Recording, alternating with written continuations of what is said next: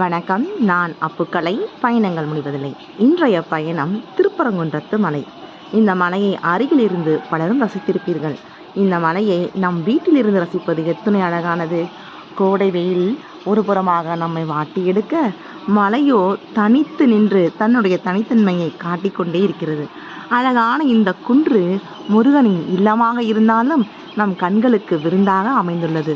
குன்றுதோறும் குமரன், நம் இல்லந்தோறும் குமரன் என்றவாறு திருப்பரங்குன்றத்து இந்த குன்று சிறப்பாக உள்ளது.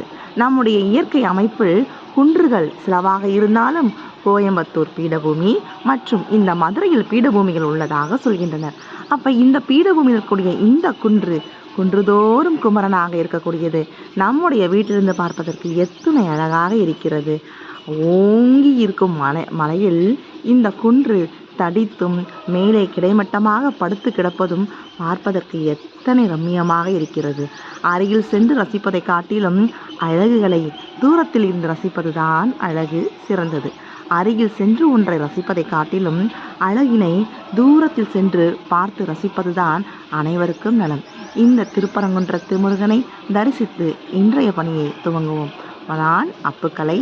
தொடர்ந்து நம்முடைய பயணங்களை தொடருவோம். இன்றைய பயணம் திருப்பரங்குன்றத்து மலை, குன்று, முருகன் மற்றும் பலவற்றை தொடர்ந்து பார்ப்போம். தூரத்திலிருந்து ரசிக்கும் இந்த அழகினை நீங்களும் ரசியுங்கள். வணக்கம். நான் அப்புக்கலை. அடுத்த பயணம்